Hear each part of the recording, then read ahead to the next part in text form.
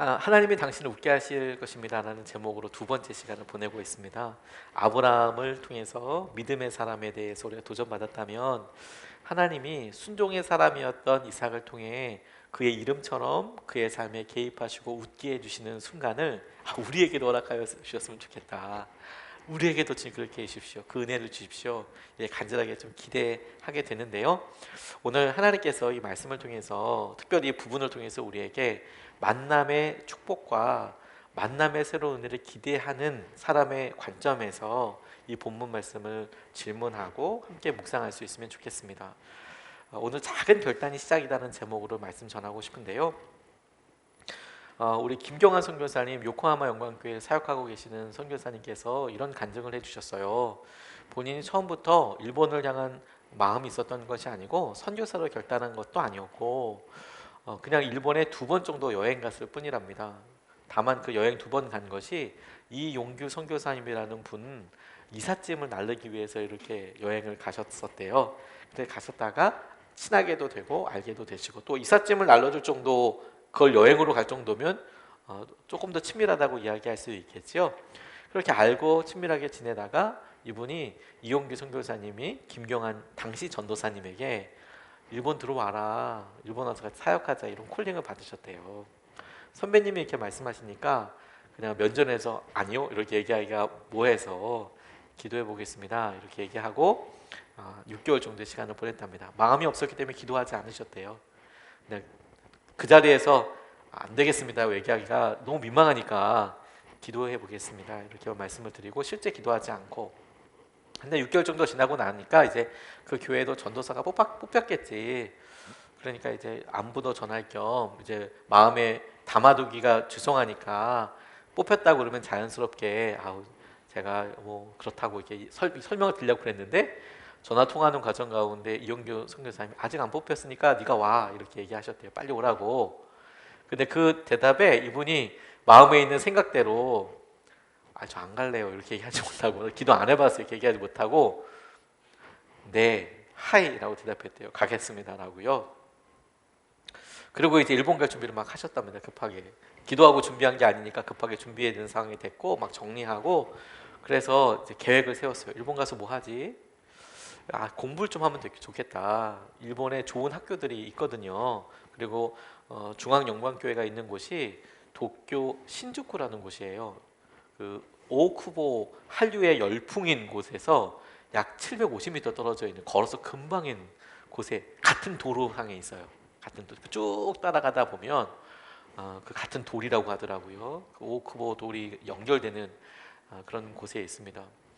그러니까 뭐 좋은 곳도 있고, 바로 근처에 와세다 대학도 있고, 조금 더 가면 그 유명한 도다이 동경대학교도 있고, 뭐 그 근처에 좋은 학교들이 많이 있습니다. 그러니까 공부해야지 이런 생각도 들어서, 공부하려고 하면 또 재정도 필요하잖아요. 일본 갔을 때 파트타임으로 주말에는 사역하고 주중에는 공부하면서 내가 알바하면서 내가 좀 삶을 꾸려야겠다 이렇게 생각을 하셨다면, 딱 결정하시고 딱 가서 첫 만남, 짐을 가져가서 이용규 목사님이랑 딱 마주하는 순간에 이분이 그냥 툭 물어보시더래요. 이용규 목사님이, 전사님 전임이시죠? 그 말은 이제 풀타임이시죠? 풀타임으로 사역하실 거죠? 자기는 지금 주말만 출근하려고 다 이제 계획도 세우고 그렇게 청혼의 꿈을 품고 딱 왔는데, 갑자기 그 자리에서 전임이시죠? 이렇게 얘기하는 게 준비가 안 돼 있는데 그냥 그 자리에서 엉결결에 예 하이 이렇게 대답하셨대요. 저 전임이라고, 전임으로 사역하겠다고. 모든 꿈이 이제 샤샤샤샤샤 사그러지는 거죠. 그렇게 2번 대답한 것 때문에 본인이 20년 넘게 30년 가깝게 일본에서 선교사로서 뜨거운 하나님의 사랑과 은혜를 경험하고 있다, 이런 간증을 하시더라고요. 만남은 어떻게 풀릴지 모르고요. 그 만남의 계기가 어떤 식으로 이어지고 이끌어지게 될지 잘 몰라요. 작은 결단 때문에, 작은 시작 때문에 우리가 꿈꾸고 계획했던 것과는 비교할 수 없을 만큼 하나님께서 놀라운 은혜와 마음들을 이끄시고 이루시고 만지시는 것을 볼 수가 있거든요. 작은 만남에서 시작됐습니다.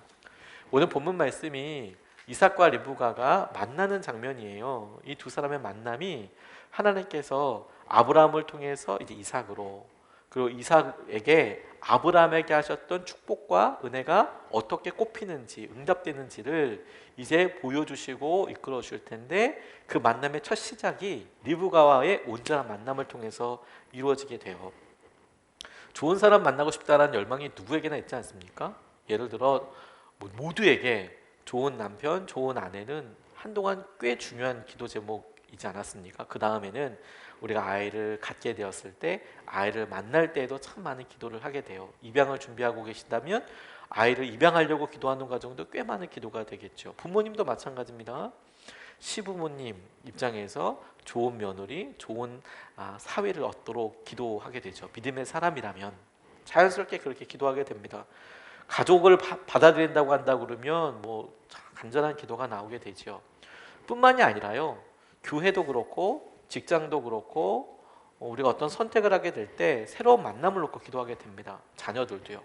아이들이 유치원만 들어가도요, 하나님 좋은 담임선생님 만나게 해달라고 자연스럽게 기도하게 되지 않습니까? 학교 바뀌어 보십시오. 부모가 자연스럽게 무릎 꿇게 되어 있습니다.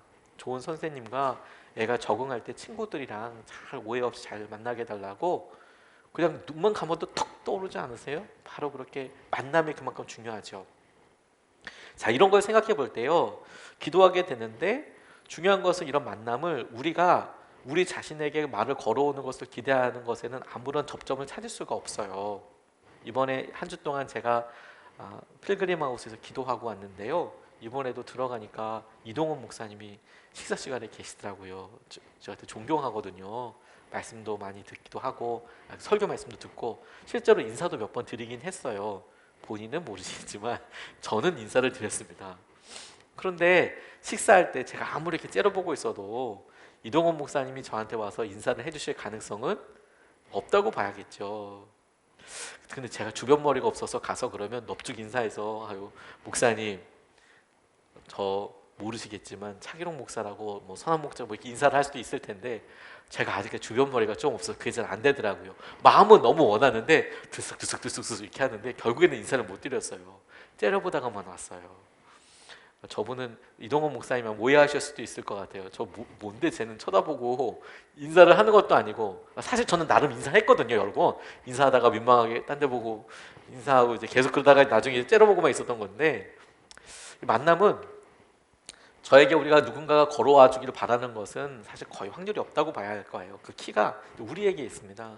우리가 가서 어떻게 만남의 키를 열 건가. 오늘 이제 그 관점에서 이 본문 말씀을 보자고 말씀드렸는데요. 그래서 주목하게 된 첫 번째 것이 뭐냐면 작은 결단입니다. 결단. 오늘 온라인으로 예배 드리시는 분들도 이 시간 함께 같이 같이 기록해 볼까요? 고백해 볼까요? 작은 결단. 이 61절 말씀을 보면 리브가와 몸종들은 준비를 마치고 낙타에 올라앉아서 종의 뒤를 따라 나섰다. 그래서 아브라함의 종은 리브가를 데리고서 길을 떠날 수 있었다. 이렇게 이야기하고 있어요. 엘리에셀로부터 이야기를 들었던 리브가의 최종 결정이 같이 떠나겠다라는 거였어요.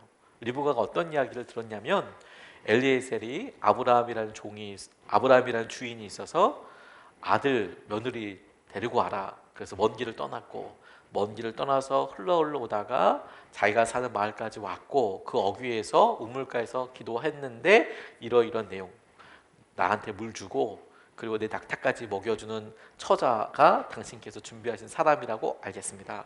그렇게 기도가 끝나기도 전에 당신이 왔고 우리가 만났고, 이제 이런 이야기를 다 들었어요. 그 이야기에 리브가가 다 듣고 최종 결정한 게 뭐냐면 떠나겠다 했어요. 같이 떠나겠다.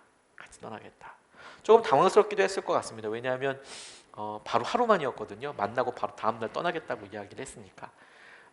오빠는 한 10일 정도 같이 우리 결혼 피로 연이라도 좀 하자, 아쉬우니까 축하 잔치라도 좀 하자, 이런 마음이었지만 바로 다음날 떠나겠다고, 그 말에 리브가가 그냥 대답을 하죠. 가겠다고 이야기합니다. 어떤 규모를 생각해 보면 아브라함의 본토 친척 아비집을 떠났던 사건을 규모면에서 본다면 리브가와 이렇게 비교해 본다면 리브가의 결정은 작은 결단처럼 보일 거예요. 아브라함은 당시에 많은 재산들이 있었고 조카까지 포함한 대가족을 이끌고 있었고 자기를 함께 도와주는 여러 사람들도 있었을 거예요. 그런 많은 사람들이 이동하니까 준비할 것도 많고 그 무리도 꽤 많았을 겁니다. 그렇게 돌아 다닐 때 그가 돌아다녀서 만났던 그곳 유지들, 그곳을 다스리던 사람들이 아브라함에 대해서 긴장할 정도였으니까 그 숫자가 적지 않았을 거예요. 거기에 비하면 리브가는 지금 몸종들, 오빠가 같이 가라고 한 몸종들 외에는 자기 혼자 이제 가는 느낌이었습니다. 재산을 옮기는 것도 아니고요, 뭐 엄청난 물건을 나누는 것도 아닙니다. 그런데 중요한 것은 그녀가 이렇게 규모 면에서는 아브라함과 비교할 수 없다고 하지만 마음의 중심, 믿음의 크기, 의미에 있어서는 아브라함보다 전혀 빠지지 않아요. 아니 오히려 더 놀라운 믿음이라고 생각이 듭니다. 아브라함은 적어도 자기보다 나이는 어려도 자기가 책임은 져야 하지만 같이 아는 사람이라도 있잖아요. 리브가는 아무도 아는 사람이 없었습니다. 몸종이 있었다고 하지만 몸종들을 의지하진 않잖아요. 물론 정서적으로 같이 이야기를 흉엄을 터놓고 이야기할 수 있지만 몸종들이 나를 지켜주는 것은 아니지 않습니까? 내가 남편이라도 있다면 혹은 내가 의지할 수 있는 아내라도 있다면 하다못해 자식이라도 있다면 그 길을 가는데 조금 더 덜 망설일 거예요. 근데 자기 혼자 가야 되는 입장이에요. 몸종은 자기를 도와주는 사람이고 아는 사람 아무도 없어요. 게다가 그 남편이 나를 사랑해 줄지 나를 받아줄지 이것도 몰라요. 이야기를 듣고 그러저런 이야기를 하나님께서 하신 말씀이라고 그냥 듣고 붙잡은 거예요.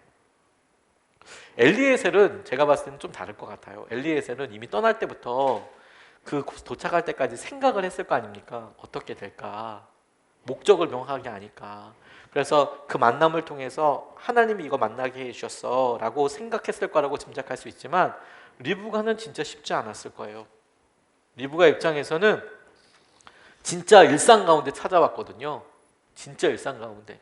그날 아침에도 그녀가 물을 뜨러 갔던 것은 그날만 특별히 한 행동이 아니라 어저께도 했고 일주일 전에도 했고 아마 1년 전에도 했었을 일이었을 겁니다.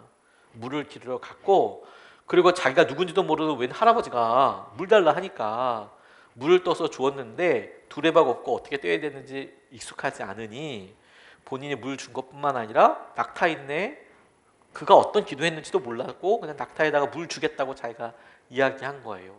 그냥 아주 일상적인 일이었어요. 일상적인 것에 조금 더 했던 그런 친절과 마음을 보고 이 사람이라고 이야기한 것은 이제 리브가 듣기만 한 거죠. 그 사람이 그렇게 기도했대. 그리고 나는 지금 이제 그 대상이 됐어요.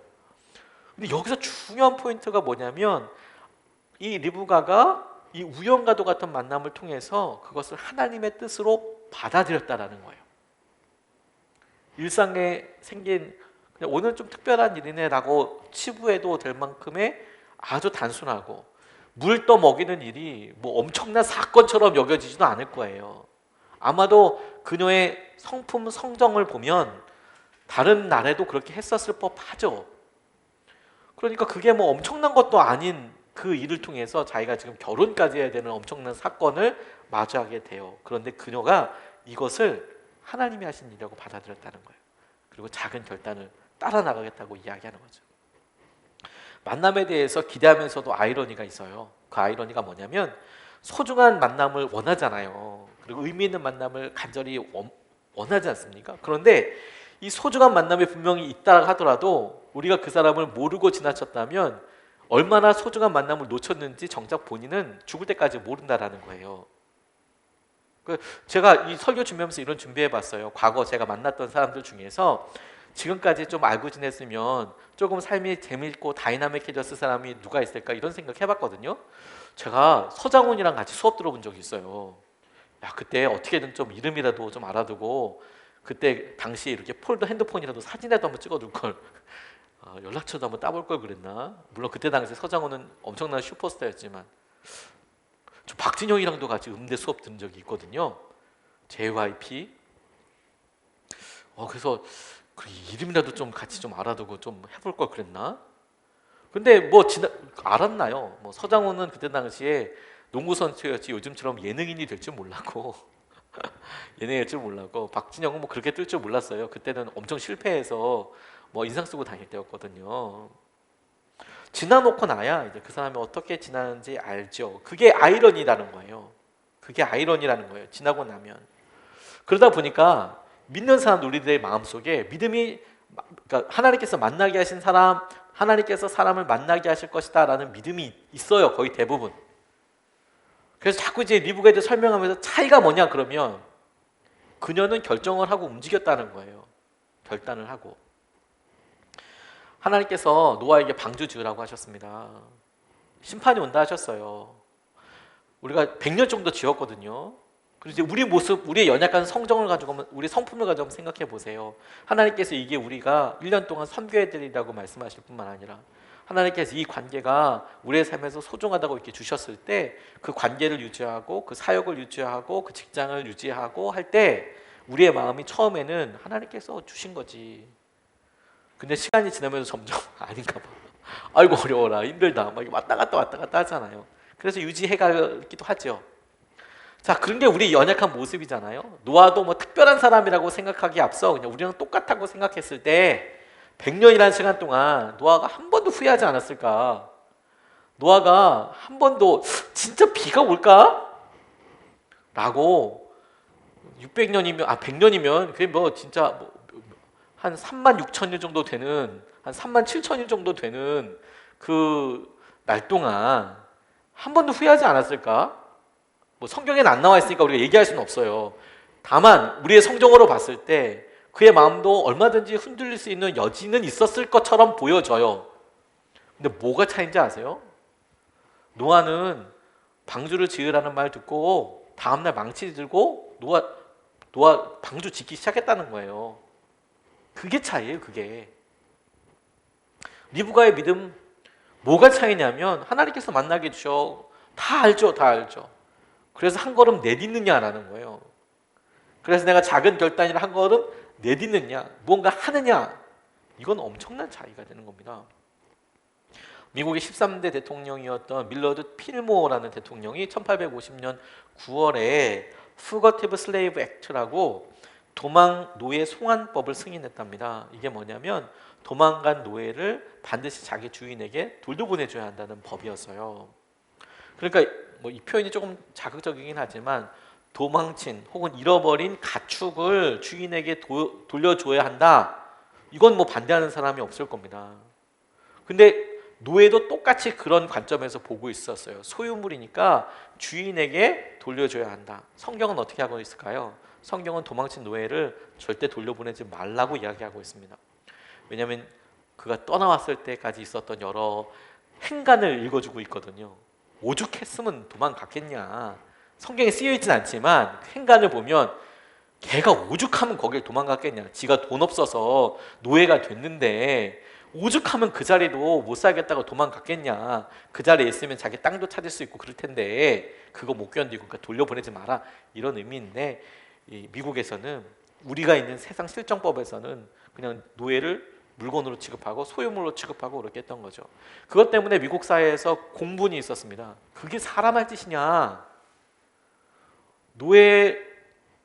노예라는 말도 그때 당시의 표현으로 노예를 그렇게 하는 거에 그게 사람 할 짓이냐. 왜냐하면 당시에도 자기 소유라고 생각하고 함부로 죽이거나 함부로 비윤리적인 행동을 한다거나 이성적으로 뭐 폭력을 가한다는 건 비일비재했고 배움의 기회는 아예 주지 않았고 오죽하면 그랬겠냐. 이제 그런 거에 대한 공분이 있었어요. 반반으로 나뉘어지게 됐습니다. 그런데 한 가정에 어떤 자매가 자기 언니한테 이것에 대해서 그냥 개인적인 편지를 쓴 거예요. 세상에 이게 말이 되냐, 이게 말이 되냐, 이건 말이 되지 않는다. 응? 내가 진짜 글을 쓰는 재주가 있다면 나는 온 나라로 하여금 노예제가 얼마나 가증스러운지 느끼게 할 수 있는 그런 글을 쓸 것 같아. 요즘이라면 나 유튜브라도 해가지고 이게 얼마나 말이 안 되는지 알려줘야 될 것 같아. 이런 마음을 언니한테 썼어요. 언니한테. 이사벨라 비처 후커라는 사람이었는데요. 언니 이름은 해리엇이었어요. 해리엇 비처 후커라는 언니한테 쓰면서 자기 마음에 있는 것을, 진짜 내가 글이라도 쓸 수 있으면 진짜 내가 이거 얼마나 말이 안 되는지 쓸 거야. 그런데 이 가정에서요, 그날 있었던 일을 이 비처 후커라는 사람의 전기 작가가 나중에 이렇게 이야기합니다. 그 시간에 어떤 한 사람이 응접실에서 이 편지 내용을 큰 소리로 읽었대요. 당시만 해도 이제 뭐 이메일이 있는 게 아니니까 오랜만에 친척으로부터 편지가 왔으니까 온 가족들이 기쁨으로 소식을 같이 나누는 느낌이었어요. 그러다 보니까 이제 그런 내용이 있는 거죠. 자, 나라면 언니, 내가 진짜 글이라도 써서 이거 진짜 뭐 얘기해야 될 것 같아. 근데 그 이야기를 듣고 이 해리엇이 의자에서 가만히 생각하다가 혼자서 이렇게 선언했대요. 그래, 맞아. 내가 뭔가 써야겠다. 내가 이 땅에서 살면서, 내가 이 땅에서 살아가면서 내가 뭐라도 한번 써야겠다. 내가 쓰고 말겠다. 이렇게 선언했다고 회상하고 있어요. 실제로 그래서 그녀가 글을 썼습니다. 자기가 할 수 있는 것에서 조금씩 글을 쓰고 남기고, 그래서 소설 하나를 썼어요. 얼마나 노예 제도가 말도 안 되는 일인지. 그래서 쓴 소설 제목이, 소설이 미국 역사상 최초의 밀리언셀러가 됐대요. 그때 당시에 인쇄 기술로도 100만 부 이상이 팔리는 최초의, 성경 빼고 최초의 밀리언셀러로 등극하게 됐대요. 톰 아저씨의 오두막이라는 책입니다. 톰 아저씨의 오두막. 나중에 링컨 대통령이 이 노예 해방 전쟁을 하게 되죠. 근데 그 노예 해방 전쟁보다도 역사가들이 평가할 때 그 노예 해방 운동의 정신이 되기도 하고, 그때 같이 노예들을 해방하기 위해서 동참했던 사람들에게 정신적인 배경이 되었던 소설이라고 사람들은 평가합니다. 그 소설 하나가 미국 사람들의 가치관을 바꿨고 생각을 바꿨다. 당시에 노예라고 불리고 있던 사람들에 대한 태도와 고백을 바꿨다. 이렇게 평가하는 글이 됐어요. 작은 편지 하나였다니까요. 뭐라도 해봐야지. 당시만 해도 남녀 평등 이런 거 이야기할 수 없었어요. 여러분 그거 아세요? 미국도 흑인들이 먼저 참정권이 있었어요. 무슨 말이냐면 여성들은 그 이후에 참정권을 갖게 됐습니다. 미국도. 그러니까 이거 뭐 흑인 유색인종 차별하는 것도 엄청났지만 남녀 차별도 장난 아니었습니다. 그래서 흑인들이 먼저, 미국 전쟁 이기는 흑인들이 먼저 참정권을 가졌고요. 여자들은 거의 20세기 다 돼서 가졌어요. 놀라운 거는 우리나라가 더 빨리 여성이 목산수 받고 뭐 이런 거에 대해, 여성들에 대해서 더 많이 열려 있었다라는 거예요. 놀라운 것은 미국보다. 작은 시작이었거든요. 작은 결단. 하나님께서 우리에게 만남에 대해서 이야기하실 때 작은 결단과 작은 생각에서부터 시작하게 될 거예요. 그래서 그 만남으로 보다 보니까, 그러면 이삭도, 그러면 리브가도 어떻게 했는가를 보니 그 작은 결단과 함께 하나님이 하신 것에 주목하게 하고 있더라고요. 이 두 사람이 하나님이 하신 일에 대해서. 우리 온라인으로 흔적이라고 고백해 볼까요? 흔적, 하나님의 흔적, 하나님이 하신 일에 대한 흔적을 말하는 거예요. 흔적. 63절로 66절까지 말씀을 보면, 어느 날 저녁에 이삭이 산책을 하려고 들로 나갔다가 고개를 들고 보니 낙타 행렬이 한때 오고 있었다. 리브가는 고개를 들어서 이삭을 보고 낙타에서 내려서 아브라함의 종에게 물었다. 저 들판에서 우리를 맞으러 오는 저 남자는 누굽니까? 그 종이 대답하였다. 나의 주인입니다. 그러자 리브가는 너울을 꺼내서 얼굴을 가렸다. 그 종이 이제까지의 모든 일을 이삭에게 다 말하였다. 이렇게 이야기합니다. 이삭 주위에 아마도 아름다운 여인이 있었을 거예요. 리브가를 만나기 전에. 그 중에 아름다운 여성이 없었다고 일단 상상하는 게 합리적이지가 않아요. 왜냐하면 롯이 잡혀갔을 때 그 집에서 길리운 군대가 있었다고 얘기했어요. 318명이요. 전쟁에 나갈 수 있을 정도의 남성들이 318명이나 있었다라는 겁니다. 단순 계산만 해도 그 318명 외에 그 전쟁에 나가지 않는 남자들도 있었을 거 아니에요, 상식적으로. 그리고 왜냐하면 거기도 뭐 일상적인 일이 있어야 되니까 전쟁을 하러 나갔는데 거기에 통통 비워놓을 수는 없지 않습니까? 그리고 상식적으로 여자들도 있었을 거 아니에요. 가정도 있었을 거 아니에요. 자녀들도 있지 않았겠습니까? 그들의 부모도 있지 않았겠습니까? 그러면 좋게 아브라함과 함께 했던 사람이 대략 1000명 정도 됐다고 봐도 저는 과장되지 않았다고 생각이 들어요. 그 아브라함과 함께 집에서 길리운 군사가 군대가 318명이었다면 아마 1000명 이상의 사람들이었을 거라고 싶어요. 더군다나 여러분, 그때 당시에는 어떻게 보든지 약간 차이가 있을 수 있지만 요즘 시점으로 보면 이삭은 꽤 괜찮은 신랑감이었어요. 일단 집이 돈이 많아. 그 유일한 상속자야. 아버지 나이 많아. 시어머니 일찍 돌아가셨어요. 이걸 제가 말하기가 조금 민망하더라고요. 왜냐면 시어머니들 계시니까. 근데 이제 새로 결혼하실 분들이 우리가 시쳇말로 그냥 농담처럼 하는 말입니다. 그러니까 그 집은 완전 좋아. 일단 아버지가 나이가 많고 재산이 되게 많아. 그거 다 누구 거예요? 다 이삭 거예요. 그러니 그 주위에 막 조약 맺고 막 그러잖아요. 그러니까 주위에 눈독을 들이는 사람이 없었을까요? 있었을 것 같아요. 그 괜찮다, 괜찮다 생각했을 텐데, 그런데 그가 기다렸습니다. 하나님께서 만나게 해줄 것에 대한 기대였다고밖에 생각할 수 없어요. 이삭이 지금 산책을 하러 밖에 거닐었다고 이야기하고 있는데, 이때 쓰는 히브리 단어가 구약 성경에 여기만 나오는 단어입니다. 그래서 산책을 했다라고도 해석을 하지만 묵상을 하였다라고도 해석도 돼요. 그냥 거닐었다도 해석이 되고요. 뭐 다 같은 뜻이라는 생각이 듭니다. 비슷하게 그가 묵상을 하면서 걸어다니고 있었을 거라고 싶어요. 그가 하나님의 뜻을 구하고 있었을 거라고 싶습니다. 그리고 결정적으로 하나님의 하신 일에 주목하고 있다고 생각하게 된 것은 뭐냐면, 그가 엘리에셀을 통해서 이야기를 듣고 있는 거예요. 하나님께서 어떤 일을 하셨는지를 엘리에셀을 통해서 그가 지금 듣고 있어요. 하나님이 어떻게 하셨는가. 그가 찾았던 게 그거였어요. 하나님께서 어떻게 하셨는가. 지금 리브가가 너울을 쓰고 있고요. 아직 결혼식 전입니다. 이 여인을 앞에 데려왔는데, 그러면 어떤 일이 엘리에셀에게 있었는지를 이야기합니다. 엄청난 사건이 아니었어요, 여러분. 아브라함이 엘리에셀을 떠났던 일, 그래서 그가 우물가에 서 있었던 기도했더니 그래 또 뭐 그가 반응했던 여러 일을 듣고, 그가 하나님께서 이끌어 주셨구나, 하나님께서 하신 흔적들을 그가 붙잡았어요. 전쟁을 통해서 하나님께 이렇게 열어주셨어. 기사와 이적을 보여주셨어. 뭐 엄청나게 구름이 그 가운데 임했어. 이런 게 아니고 그냥 일상적으로 있을 법한 일들 가운데 기도하고 시작했던 그런 일련의 스토리를, 이야기를 하나님이 하신 것이고, 그 끝에 나도 마주하게 됐다는 것에 대해서 받아들이고 고백하기 시작했어요.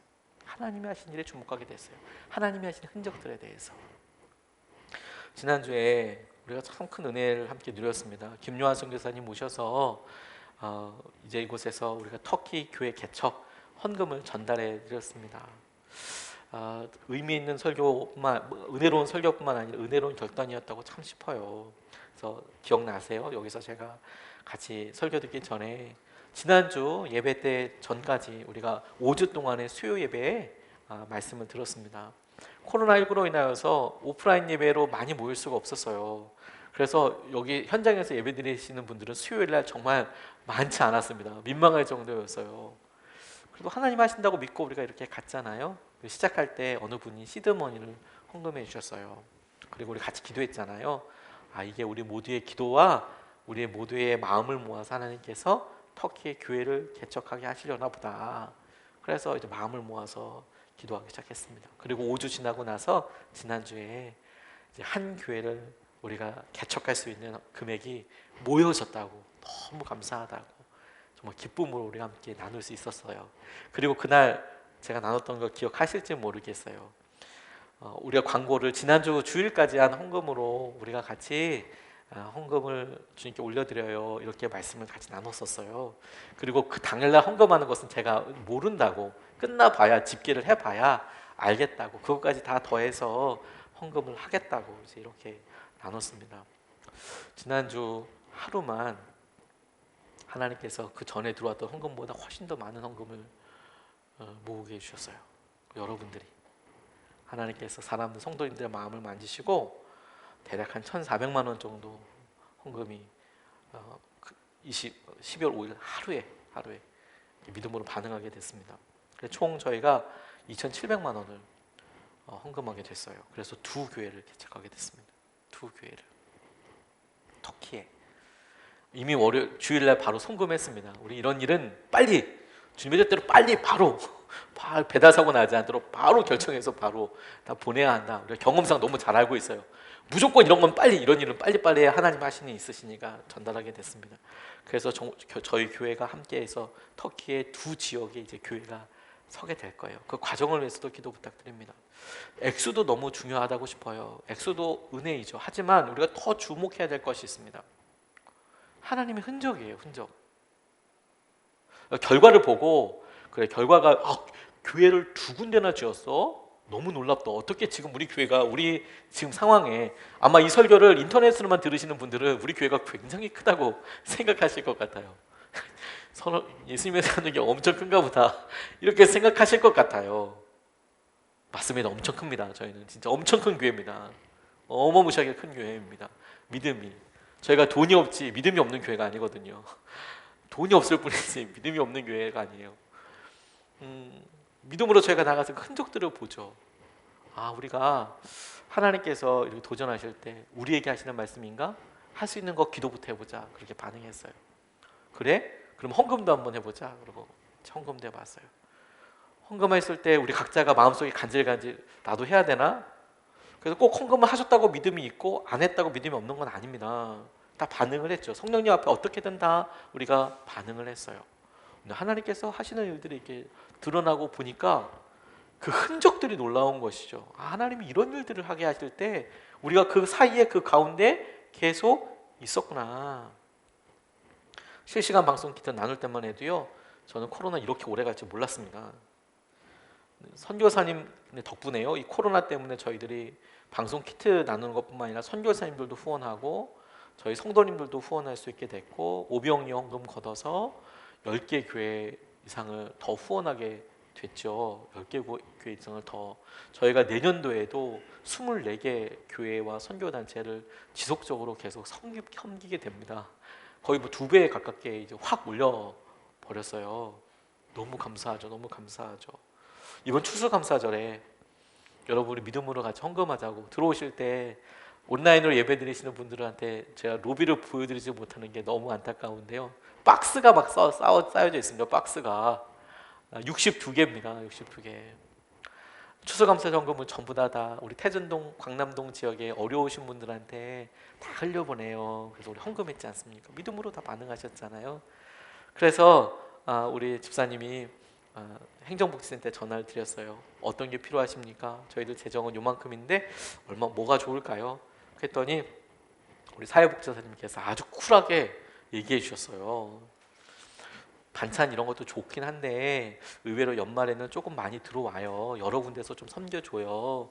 그런데 추우게 주무시는 분들이 많고 그러니까 온수 매트 할 수 있으면 해주세요. 이렇게 물품을 이야기해 주셨어요. 저희는 그럼 너무 좋죠. 이거 좀 섬겨주세요.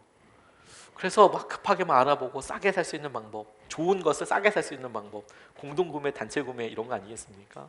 그래서 62개, 저희가 62분의 독거노인분들과 차상위 계층의 분들을 이번에 섬기게 됐어요. 62분에 61명이면 우리가 함께 거뒀던 추수감사절 헌금이 조금 남고 62명이면 좀 넘어서는 이런 개념이에요. 추수감사절 헌금은 다 드리기로 했으니까 그 몇천 원 남으면 좀 그렇잖아요. 그래서 이제 교회 재정을 좀 보태서 62개, 61개, 60개 하면 좀 남으니까 62개 하면은 조금 넘거든요. 그래서 62분한테 우리 섬기자. 다음 주 화요일에 이제 공무원들이 와서 가져가면서 이제 사회복지사분들이 직접 이 근처에 차상위 계층과 독거노인분들한테 다 나눠드릴 거예요. 다 나눠드릴 거예요.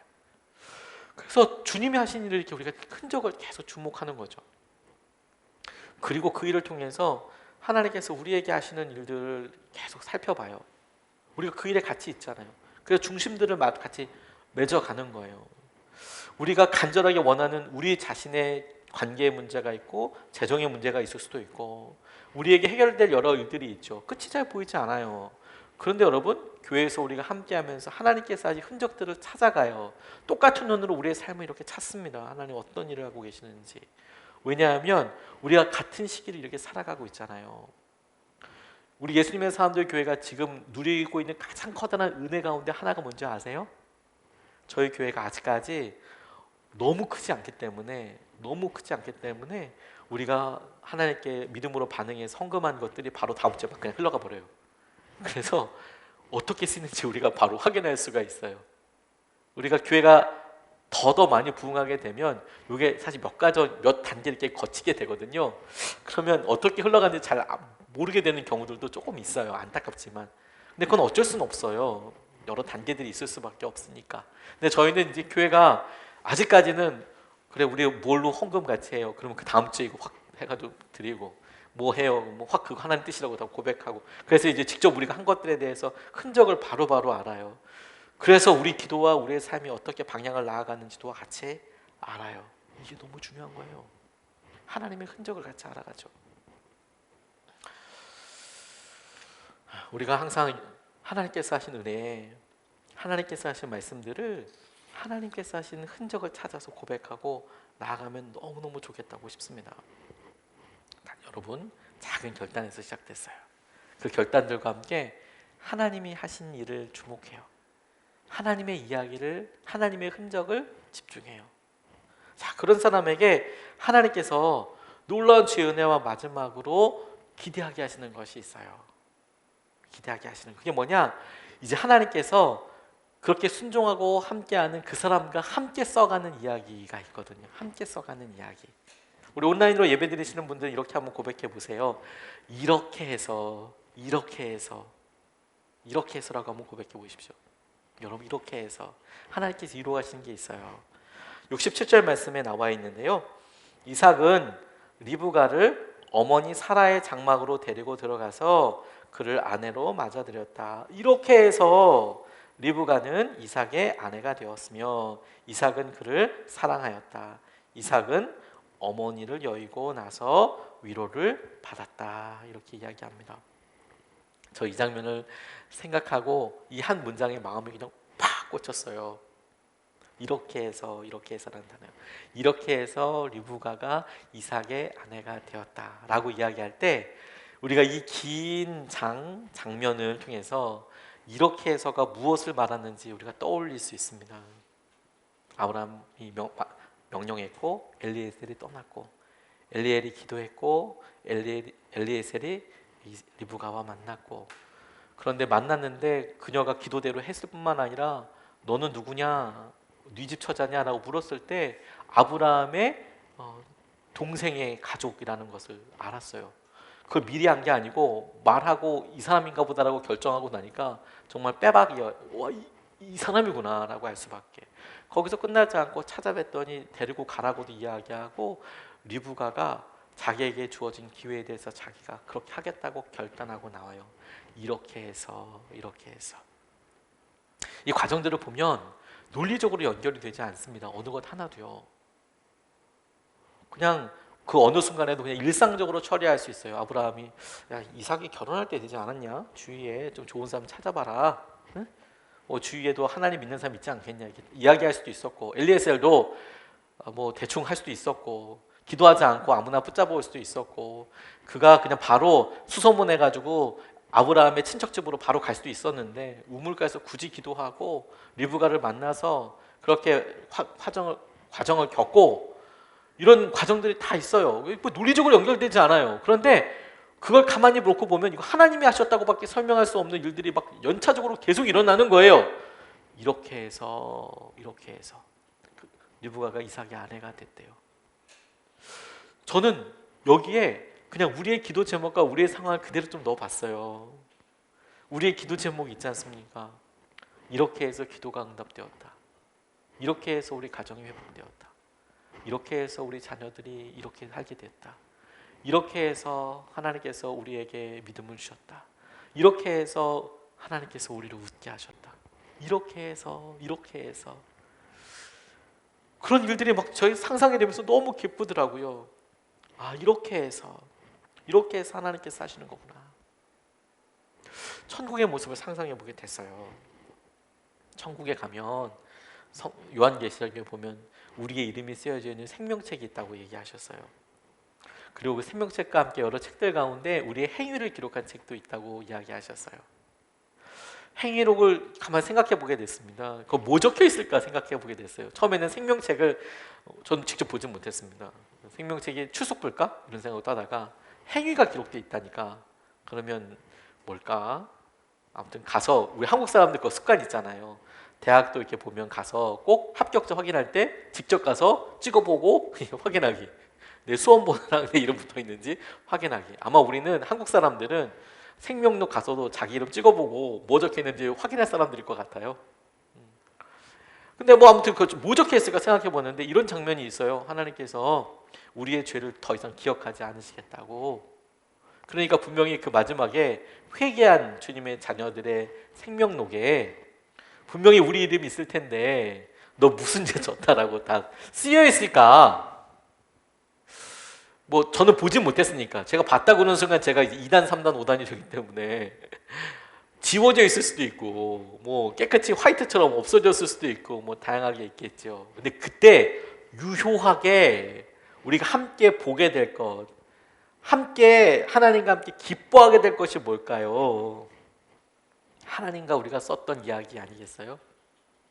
오늘 리브가가 이렇게 해서 리브가가 이삭의 아내가 됐다라고 이야기했던 것처럼 하나님께 우리가 순종했더니 이렇게 해서 그 고난의 시기를 넘어서게 하시고 코로나로 인해서 어렵다고 했더니 믿음으로 반응했더니 이렇게 해서 하나님이 한 해를 마무리하게 해주시고 우리 직장과 우리 사업장에 어려움이 있어서 기도했더니 하나님이 이렇게 말씀하셔서 이렇게 해서 응답해 주시고 그렇게 이렇게 해서 하신 것들이 하나님과 우리가 썼던 이야기, 하나님께서 우리에게 말씀하셨던 것에 대해서 우리가 그것이 고난이고 어려움이고 기다림이고 인내처럼 보이지만 순종했던 것들을 이렇게 해서 하나님께서 우리에게 하셨다라고 그렇게 말씀하실 거라고 저는 그렇게 믿게 됐어요.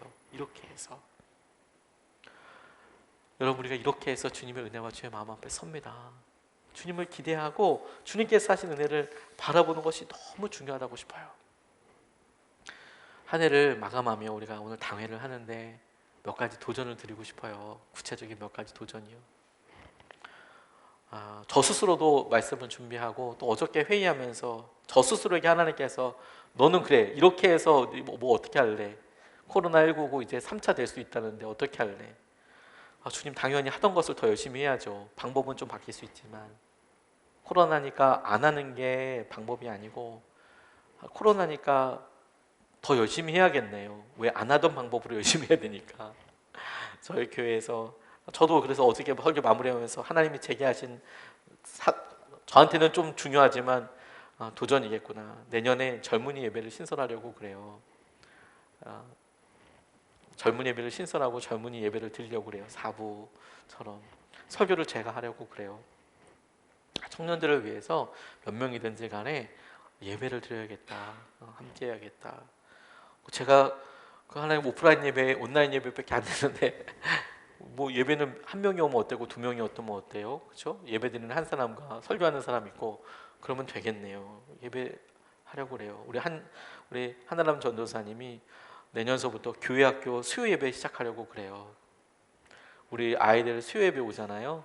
아이들이 저 유치부시에서 자유를 만끽하지만 자유를 만끽하는 것과 동시에 아이들한테 우리가 연구하고 수단과 방법을 잘 가려서 성경 공부와 예배를 드리려고 그래요. 짧게라도 애들 붙잡고. 물론 아직은 애들이 많지 않지만 그래서 다 통합 과정으로 저희 딸이 애들을 보고 그렇게 해야 될 가능성이 높지만 예배를 드리려고 그래요. 아이들 예배. 그래서 나중에 여러분들 애들 때문에 여러분들이 수요예배 오셔야 될 수도 있어요. 애들이 수요예배 어린이 부흥회가 있기 때문에 엄마 가야 돼. 아빠 죽어도 가야 돼. 이래서 끌려 나오실 수 있으세요. 어린이 수요 예배가 이제 시작이 되려고 그래요. 그래서 점점 확대돼서 금요 성령 집회도 할 수 있을 것 같. 나중에 좀 더 커지면 점점 더 하게 되면 해보는 거죠. 여러분 한번 도전해드리고 싶어요. 예배를 정해서 한번 드려보십시오. 주일 예배 이 시간을 주 앞에 성별해서 드리는 거 너무 좋습니다. 네, 그렇게 하시고 여러분들의 믿음을 위해서 주중 새벽 예배는 오셔도 돼요. 주중 새벽 예배는 오셔도 코로나에 저촉되지 않습니다. 저희가 100명씩 아침마다 모이는 건 아니거든요. 오셔도 돼요. 널널합니다. 오셔도 됩니다. 또 내일서부터 2021년 제1차 특별 새벽 기도회가 시작돼요. 40일 특세. 저희 교회와 저의 사명은 다시 시작할 수 있는 기회를 엄청 자주 드리는 거예요. 일단 기회를 다시 일어나시라고 기회를. 왜냐하면 가만히 냅두면 여러분 혼자서 내가 40일 동안 하나님께 작전 기도해야지, 절대 그런 일은 정말 평생에 몇 번 없습니다. 그렇죠?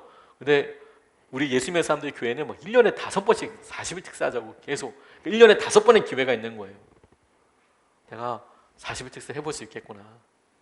예배를 정해보세요. 교회 한번 나와서 예배를 드려보세요. 주일날이 부담스럽죠. 건강과 안전을 위해서, 개인 방역을 위해서 조심을 우리 같이 했으면 좋겠어요. 그런데 그것 때문에 우리가 드리는 예배에 어떤 열심을 낼 것인지 여러분 한번 결단해 보십시오. 특세 집에서 드리는 거 너무 좋습니다. 네, 좋습니다. 40일 특세 한번 해보시죠. 댓글로라도 내가 한번 해보겠다고 그렇게 해보시죠. 그것도 아니면 뭐 주님과 함께 운동이라도 해보시죠. 내가 산책이라도 날마다 할 거야. 하나님께서 하신 도전 앞에 하나님과 당신의 여러분들의 이야기를 한번 써보십시오. 결단하고 이렇게 해서 하나님께서 나를 이끄셨다라고 하나님 앞에 한번 반응해 보십시오. 주님께서 이제부터 우리 가운데 놀라운 주의 은혜와 마음을 더하시고 우리를 붙잡아 주실 줄로 믿습니다.